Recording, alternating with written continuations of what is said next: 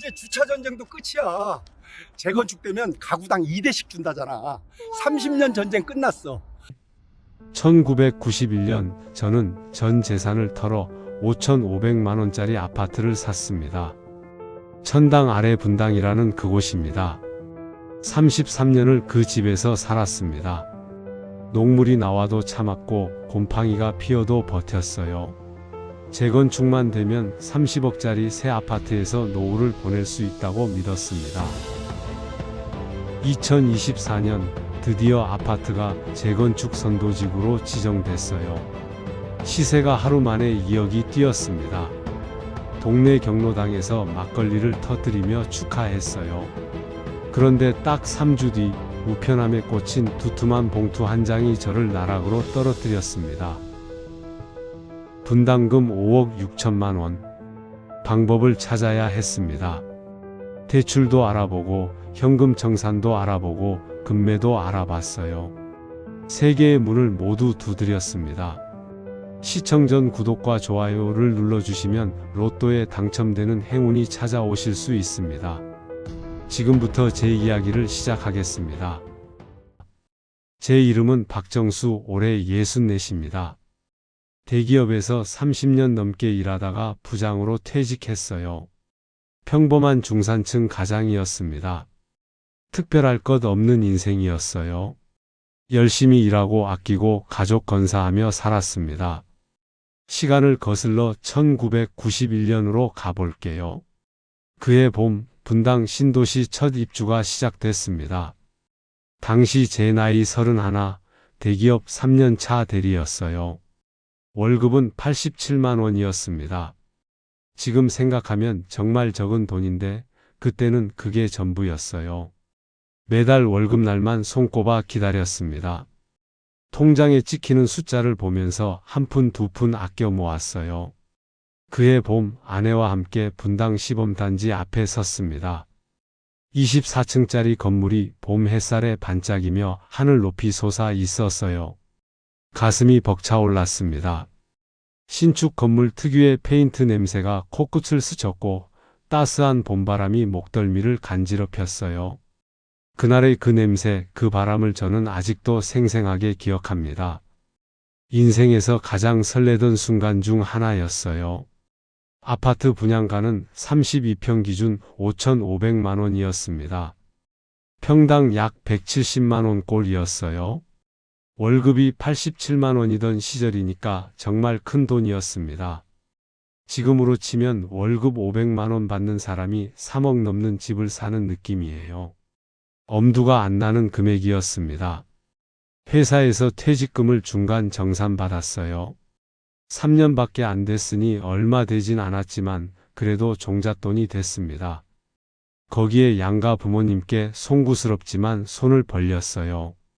아버지가 평생 모은 돈에서 1,000만 원을 보태주셨습니다. 어머니는 금반지까지 빼서 쥐어주셨어요. 그 손을 잡고 펑펑 울었습니다. 은행 대출까지 끌어모아서 간신히 계약금을 넣었어요.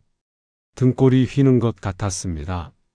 잔금 치르고 나니 통장에 남은 돈이 50만 원이었어요. 그달은 라면으로 버텼습니다. 그래도 미래를 위한 투자라고 생각하니 아깝지 않았어요. 신도시는 정말 꿈 같은 곳이었습니다. 깨끗한 중앙공원이 있었고 넓은 도로가 뻥 뚫려 있었어요. 서울에서는 상상도 못할 환경이었습니다. 무엇보다 학군이 좋았어요. 좋은 학교들이 들어올 거라는 소문에 젊은 부부들이 몰려들었습니다.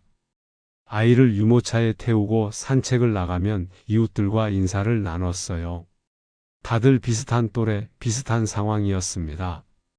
동질감이 느껴졌어요. 강남 부럽지 않았습니다. 아니, 솔직히 강남보다 낫다고 생각했어요. 공기도 맑고 사람도 덜 북적였으니까요. 서울 집값에 치여서 변두리로 밀려난 게 아니라 우리가 선택해서 온 신세계 같았습니다. 입주 첫날 베란다에 서서 중앙공원을 내려다봤어요. 푸른 잔디와 산책로가 한눈에 들어왔습니다. 여기서 아이를 키우고 늙어가는 거라고 생각하니 마음이 편안해졌어요. 주말이면 가족끼리 중앙공원에 돗자리를 깔고 누웠습니다. 파란 하늘 아래서 아이들 웃음소리가 울려 퍼졌어요. 김밥 싸와서 나눠 먹고 배드민턴도 치고 자전거도 탔습니다. 소소하지만 확실한 행복이었어요. 그때는 정말 이 집이 우리 가족의 영원한 보금자리가 될 거라고 믿었습니다. 회사 동료들도 부러워했어요. 분당에 집 샀다고 하니까 점심시간마다 축하한다는 말을 들었습니다. 그 말이 기분 좋았어요. 집값은 해마다 조금씩 올랐고 우리 생활도 안정적이었습니다. 대리에서 과장이 됐고 과장에서 차장이 됐어요. 월급도 올랐습니다. 아이들은 무럭무럭 자랐어요. 큰아이가 초등학교에 입학하던 날 교문 앞에서 사진을 찍었습니다. 그 사진이 아직도 거실 벽에 걸려 있어서요. 하지만 세월 앞에 장사 없다고 하잖아요. 화려했던 신도시도 저와 함께 늙어가기 시작했습니다. 아주 천천히 조금씩요. 벽에 금이 가고 엘리베이터가 끊기고 배관에서 이상한 소리가 났어요. 처음엔 대수롭지 않게 여겼습니다. 집이 좀 낡으면 어때? 재건축하면 되지? 그게 시작이었어요. 30년이 흐른 이곳은 천당이 아니라 전쟁터가 됐습니다. 가장 먼저 주차장이 지옥으로 변했어요. 1990년대에 지은 아파트라 가구당 주차 대수가 0.8대밖에 안 됐습니다. 그때는 차 한 대 있는 집도 드물었으니까요. 하지만 요즘은 집집마다 차가 2대씩 있는 시대잖아요. 맞벌이 부부는 각자 출퇴근해야 하니까 차가 2대 필요합니다. 그 많은 차가 좁은 주차장에 우겨 넣어지는 거예요. 밤 9시만 되면 주차장은 아수라장이 됐습니다. 2중 주차는 기본이고 3중 주차도 다반사였어요. 좁은 공간에 빽빽이 들어찬 차들 사이로 비집고 들어가야 했습니다. 사이드 미러 접고 숨 참고 겨우겨우 밀어 넣는 거예요. 차 밀다가 허리를 삐끗한 게 한두 번이 아닙니다. 한 번은 이중 주차된 차를 밀다가 뒤에 있던 차 범퍼를 긁었어요. 수리비로 80만 원 물었습니다. 억울해도 할 말이 없었어요. 새벽마다 전화벨이 울렸습니다. 차 빼달라는 전화였어요. 상대방 목소리는 짜증으로 가득 찼고 제 목소리도 점점 날카로워졌습니다. 한때 웃으며 인사하던 이웃인데 이제는 눈도 안 마주쳐요. 이웃 간의 정은 이미 오래전에 식어버렸습니다. 겨울이 되면 더 심각해졌어요. 난방 배관이 낡아서 온수가 제대로 돌지 않았습니다. 보일러를 아무리 틀어도 방바닥이 미지근했어요. 한겨울밤 이불 속에서도 입김이 하얗게 나왔습니다. 패딩 점퍼를 입고 잠을 청한 적도 있어요. 추위에 떨다 새벽에 깨서 핫초코를 끓여 마시며 버텼습니다. 배관이 동파되는 날이면 물이 아예 끊겼어요. 세수도 못하고 밥도 못해 먹었습니다. 공중 목욕탕까지 걸어가서 씻어야 했어요. 60이 넘은 늙은이가 새벽부터 목욕탕 앞에 줄을 서는 꼴이라니요. 창피했습니다. 하지만 어쩔 수 없었어요. 여름도 만만치 않았습니다. 장마철이 되면 윗집 누수가 시작됐어요. 천장에 물이 스며들어 얼룩이 번졌습니다. 처음엔 조그마한 점이었는데 점점 커져서 손바닥만 해졌어요. 검은 곰팡이가 천장 모서리를 점령했습니다. 표백제로 닦아봤자 며칠이면 다시 피어났어요. 곰팡이 냄새가 코를 찔렀고 안에는 기침이 심해졌습니다. 병원에 가니 기관지가 약해졌다고 하더군요. 아내가 이사 가자고 몇 번이나 말했습니다. 그때마다 저는 단호하게 말렸어요. 조금만 참으면 재건축된다고, 그러면 25억 아니 30억은 간다고 했습니다. 그 말을 되뇌며 스스로를 위로했어요. 사실 저도 힘들었습니다.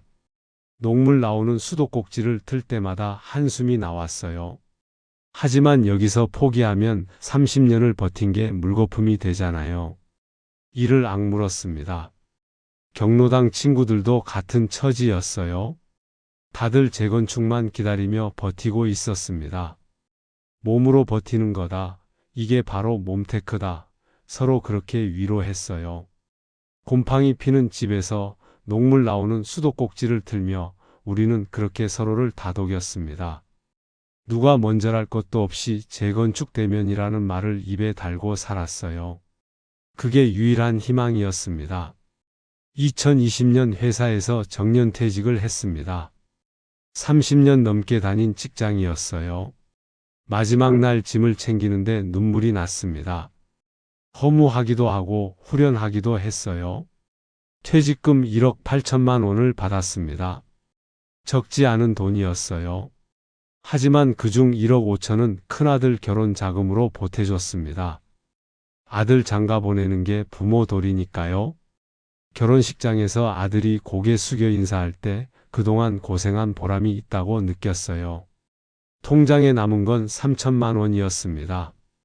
거기서 생활비 쓰다 보니 지금은 1,200만 원밖에 안 남았어요. 비상금이라고 아껴둔 돈입니다. 그래도 괜찮았습니다. 깔고 앉은 집이 있으니까요. 이 집만 재건축되면 노후는 걱정 없다고 생각했어요. 2024년 11월이었습니다. 저녁을 먹다가 TV를 틀었어요. 뉴스에서 속보가 나오고 있었습니다. 정부가 1기 신도시 재건축 선도지구 4곳을 확정 발표했다는 내용이었어요. 화면 하단 자막에 우리 아파트 이름이 또렷이 찍혀 있었습니다. 숟가락을 떨어뜨렸어요. 아내와 눈이 마주쳤습니다. 말없이 서로를 바라봤어요. 믿기지 않았습니다. 우리 아파트가 드디어 선도지구로 지정된 겁니다. 30년을 기다렸어요. 30년 동안 곰팡이와 동거하고 녹물 마시고 주차 전쟁을 치렀습니다. 한겨울 패딩 입고 자고 한여름 곰팡이 냄새 맡으며 버텼어요. 그 모든 게 보상받는 순간이었습니다. 눈물이 핑 돌았어요. 아파트 정문에 대형 현수막이 걸렸습니다. 경축 재건축 선도지구 지정이라는 빨간 글씨가 눈부시게 빛났어요. 주민들이 현수막 앞에서 사진을 찍었습니다. 악수하고 얼싸안고 눈물 흘리는 사람도 있었어요. 저도 아내와 함께 기념사진 한 장 찍었습니다. 아내가 제 팔짱을 끼고 활짝 웃었어요. 정말 오랜만에 보는 환한 웃음이었습니다. 부동산에 전화를 걸어 시세를 물어봤어요. 상기된 목소리가 수화기 너머로 들려왔습니다. 하루 만에 2억이 뛰었다고 했어요. 어제 11억 하던 게 오늘 13억이래요. 전화를 끊고 한참을 멍하니 앉아 있었습니다. 하루 만에 2억이라니요. 30년 동안 땀 흘려본 돈이 아니라 하루아침에 생긴 돈이에요. 손이 덜덜 떨렸습니다. 저녁 무렵 경로당에 모였습니다. 평소에는 5명, 6명 모이면 많이 모인 건데 그날은 20명도 넘게 왔어요. 다들 들뜬 표정이었습니다. 누군가 막걸리를 사왔고 다른 사람은 삼겹살을 구워왔어요. 또 다른 사람은 떡을 한 상자 들고 왔습니다. 막걸리를 따를 때마다 톡톡 거품이 튀었어요. 고소한 삼겹살 냄새가 경로당 안을 가득 채웠습니다. 누군가 노래를 불렀어요. 아무도 제지하지 않았습니다. 덩실덩실 춤을 추는 사람도 있었어요. 60이 넘은 노인들이 어린아이처럼 깔깔 웃었습니다. 한 친구는 지팡이를 흔들며 만세를 불렀어요. 다들 따라서 만세를 외쳤습니다. 바보 같았지만 행복했어요. 그날 밤은 정말 꿈 같았습니다. 집에 돌아와 아내와 마주 앉았어요. 거실 불을 환하게 켜고 소파에 나란히 앉았습니다. 손을 꼭 잡았어요. 33년을 버틴 보람이 있다고 이제 고생 끝이라고 말했습니다. 아내 눈에도 눈물이 맺혔어요. 재건축되면 뭘 할지 이야기꽃을 피웠습니다. 새 아파트 인테리어는 어떻게 할지, 가구는 뭘로 바꿀지, 손주들 놀러 오면 어느 방을 줄지 끝없이 이야기가 나왔어요. 그날 밤 손을 잡고 잠들었습니다. 정말 오랜만에 푹 잤어요. 그때는 몰랐습니다. 이 축제가 우리 같은 사람을 위한 게 아니라는 걸요.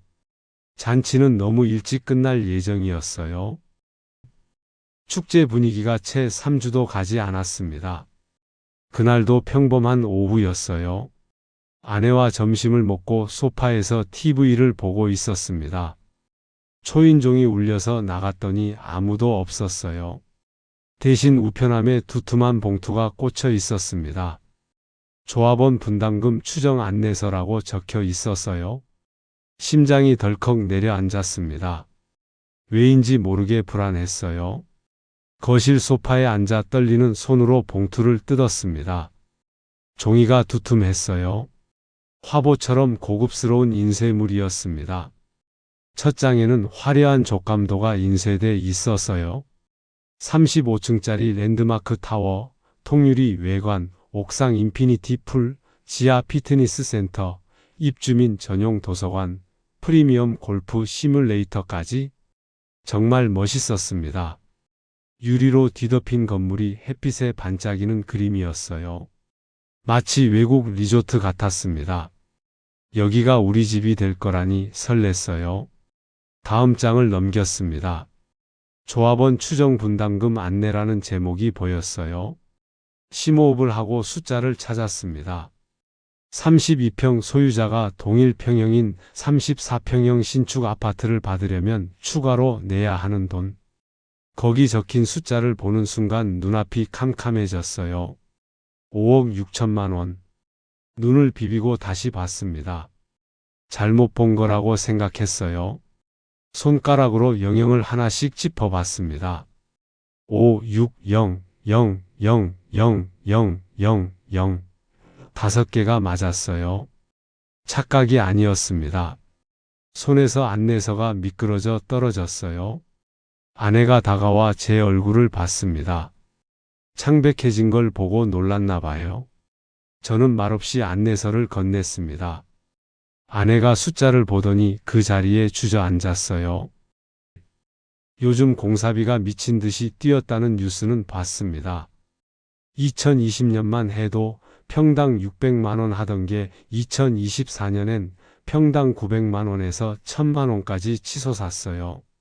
자재비가 올랐고 인건비가 폭등했고 금리까지 뛰었습니다. 건설사들이 적자를 피하려고 공사비를 올린 거예요. 하지만 그게 내일이 될 줄은 꿈에도 몰랐습니다. 뉴스에서 분담금 폭탄이라는 말이 나올 때도 남의 나라 이야기인 줄 알았어요. 제 자산이라곤 깔고 앉은 이 아파트 한 채가 전부입니다. 다른 부동산도 없고 주식도 없어요. 연금은 국민연금 월 175만 원, 퇴직연금 월 80만 원, 합쳐서 255만 원이 다입니다. 그걸로 생활비 쓰고 공과금 내면 빠듯해요. 통장 잔액은 1200만 원입니다. 비상금이라고 아껴둔 돈이에요. 큰아들 결혼시키느라 적금을 다 깼습니다. 계산기를 꺼내 두드려 봤어요. 5억 6천을 대출받는다고 치면 어떻게 될까요? 금리 5% 기준으로 월 이자만 약 230만 원이 넘습니다. 제 연금이 255만 원이에요. 이자만 내면 생활비가 25만 원밖에 안 남아요. 라면 한 봉지 살 돈도 빠듯합니다. 13억짜리 새 아파트에 살면서 굶어 죽을 판이에요. 그날 밤 잠을 이룰 수가 없었습니다. 침대에 누워 천장만 멍하니 바라봤어요. 아내도 옆에서 뒤척였습니다. 서로 말이 없었어요. 입을 열면 울음이 터질 것 같았습니다. 새벽 3시에 일어나 거실로 나왔어요. 불도 안 켜고 소파에 앉았습니다. 창문 너머로 아파트 불빛이 보였어요. 저 집들 사람들도 다 같은 고민을 하고 있을까요? 아니면 현금 넉넉한 사람들은 웃고 있을까요? 알 수 없었습니다. 그냥 막막했어요. 말이 좋아 분담금입니다. 저 같은 은퇴자들에겐 돈 없으면 집 내놓고 나가라는 통보나 다름없었어요. 가만히 있을 수는 없었습니다. 방법을 찾아야 했어요. 밤새 인터넷을 뒤졌습니다. 재건축 분담금 해결 방법, 고령자 대출, 현금 청산 절차. 검색창에 온갖 단어를 쳐봤어요. 머리가 지끈거렸지만 멈출 수 없었습니다. 뭐라도 해야 했어요. 첫 번째로 은행 문을 두드렸습니다. 대출을 받으면 되지 않을까 싶었어요. 그래도 13억짜리 집이 있는데 담보로 잡으면 어떻게든 되지 않을까요? 다음 날 아침 일찍 시중은행에 갔습니다. 번호표 뽑고 한참을 기다렸어요. 드디어 제 차례가 됐습니다. 창구에 앉아 상황을 설명했어요. 젊은 직원이 서류를 후둬보더니 난처한 표정을 지었습니다. 고개를 저으며 DSR 규제에 걸린다고 했어요. 총부채원 리금 상환 비율이라는 건데 연 소득 대비 갚아야 할 원리금 비율을 제한하는 규정이래요. 제 소득이 연금뿐이라 5억은 고사하고 1억도 어렵다고 했습니다. 머리가 멍해졌어요. 은행 문을 나서는데 다리에 힘이 풀렸습니다. 유리문에 비친 제 얼굴이 창백했어요. 벤치에 앉아 한참을 멍하니 있었습니다. 두 번째 문, 현금 청산을 알아봤어요. 재건축에 참여하지 않고 조합에 집을 넘기면 현금으로 청산받을 수 있다고 들었습니다. 그러면 분담금 걱정 없이 돈을 받아서 다른 데로 갈 수 있지 않을까요? 조합 사무실에 전화해서 물어봤습니다. 감정평가를 거쳐서 청산된다고 했어요. 정확한 금액은 그때 가봐야 알지만 보통 시세의 80에서 85% 정도 나온다고 했습니다. 인터넷을 뒤져서 다른 단지 사례를 찾아봤어요. 감정가가 시세보다 10에서 20% 낮게 나온다는 글이 수두룩했습니다. 13억짜리 집이 현금 청산되면 10억 5천만 원 정도래요. 거기서 양도세 약 8천만 원대면 9억대 후반이에요. 시세대로 팔 때보다 3억 넘게 손해보는 겁니다. 세 번째 문, 그냥 팔기로 했습니다. 현금 청산보다는 직접 파는 게 낫지 않을까 싶었어요. 부동산에 매물로 내놨습니다. 사장님이 한숨을 쉬더군요. 요즘 분담금 폭탄 소문 때문에 매수세가 뚝 끊겼다고 했어요. 시세대로는 안 팔린다고 했습니다. 2억은 낮춰야 한다고 했어요. 13억짜리를 11억에 팔아야 한다니요. 하지만 선택의 여지가 없었습니다. 매물로 내놓고 3주를 기다렸어요. 보러 오는 사람이 거의 없었습니다. 간간히 연락이 와도 분담금 얘기만 나오면 다들 발을 뺐어요. 한 달이 지나서야 겨우 계약이 됐습니다. 11억이었어요. 거기서 양도세 내고 복비 내고 이사 비용 빼니까 손에 쥔 돈은 9억 5천만 원이었습니다. 정리해 볼게요. 첫 번째 문 대출 막혔습니다. 두 번째 문 현금 청산, 감정가가 10억 5천이니까 세금 떼면 9억대 초반이에요. 3억 넘게 손해입니다.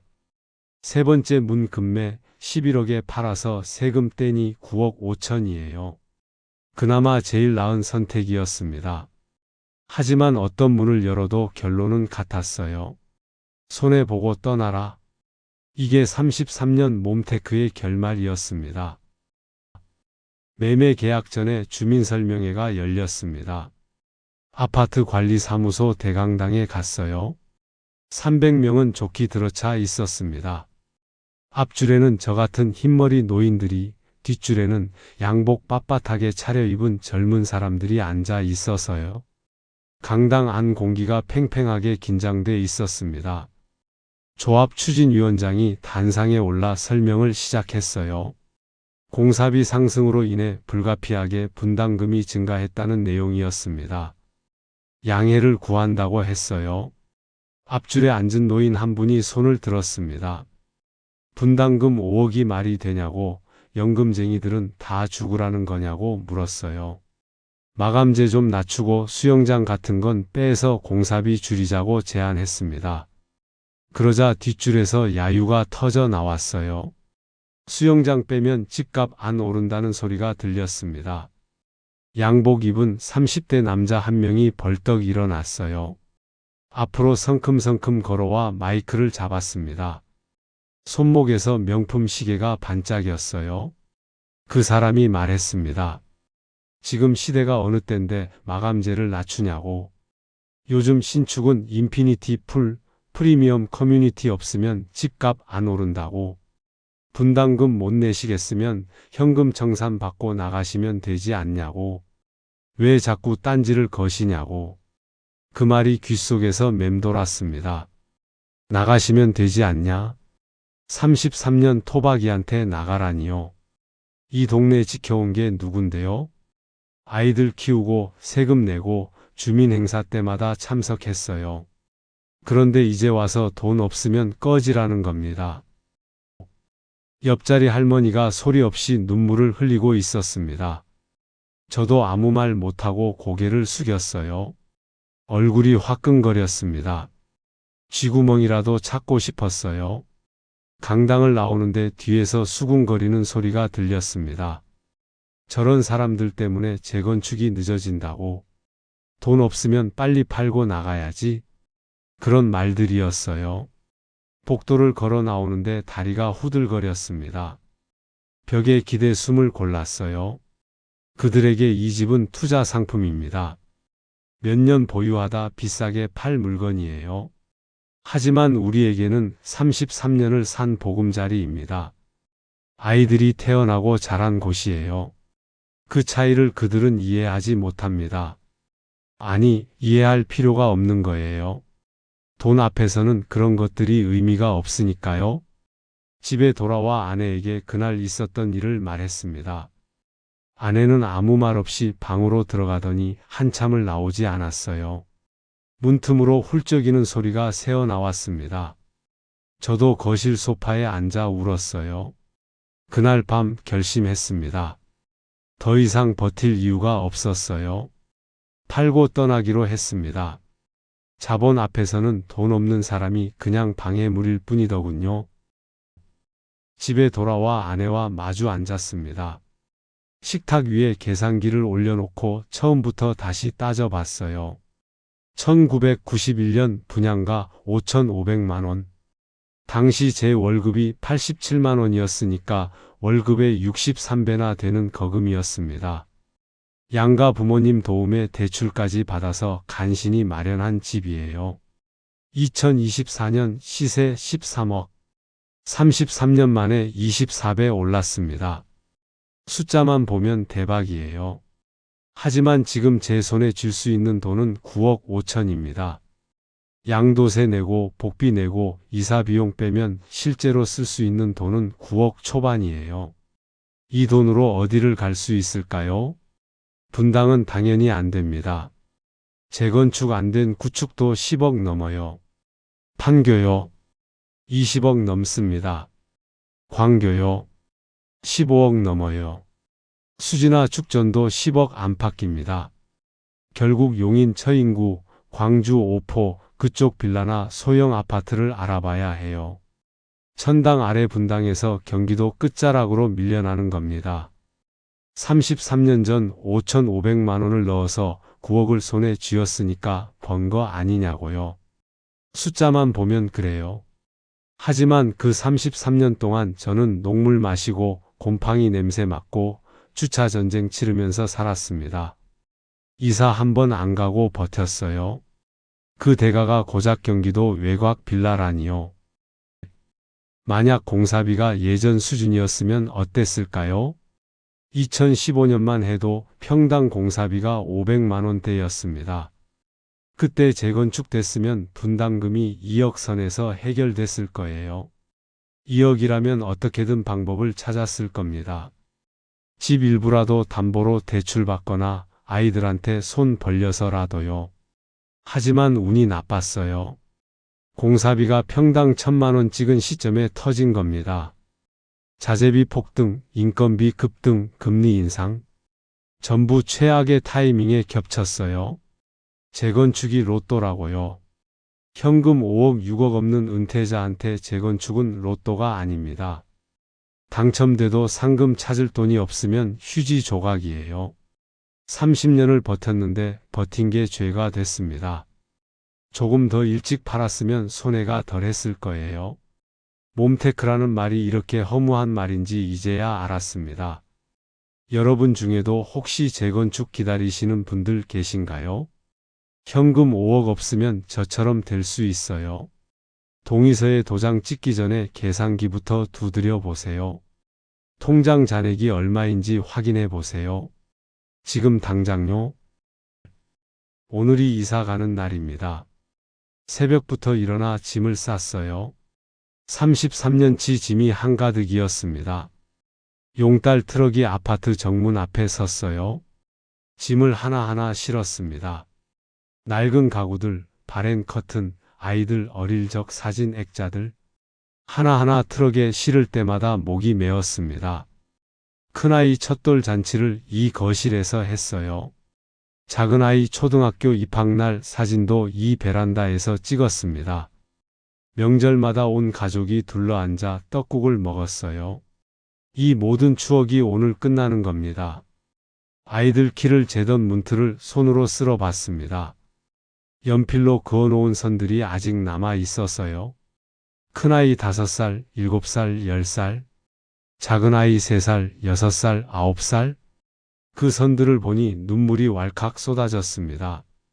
떼어갈 수가 없어서 사진만 찍었어요. 아파트 정문에 새 현수막이 걸려 있었습니다. 축 하이엔드 프리미엄 랜드마크 확정. 인피니티 풀 조식 서비스 골프 시뮬레이터. 빨간 글씨가 햇빛에 반짝였어요. 족감도 속 아파트는 정말 멋있었습니다. 유리로 뒤덮인 고층 건물이 하늘을 찌르고 있었어요. 하지만 저 화려한 성에 저와 아내 자리는 없습니다. 트럭이 천천히 움직이기 시작했어요. 사이드 미러로 아파트를 봤습니다. 24층 우리 집 베란다가 보였어요. 빨래줄이 아직 걸려 있더군요. 깜빡하고 안 떼어 왔습니다.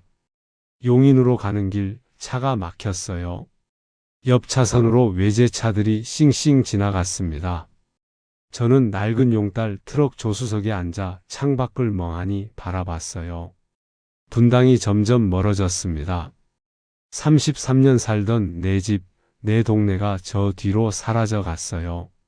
아내가 눈을 감고 있었습니다. 볼을 타고 눈물이 흘러내리고 있었어요. 저도 눈시울이 붉어졌습니다.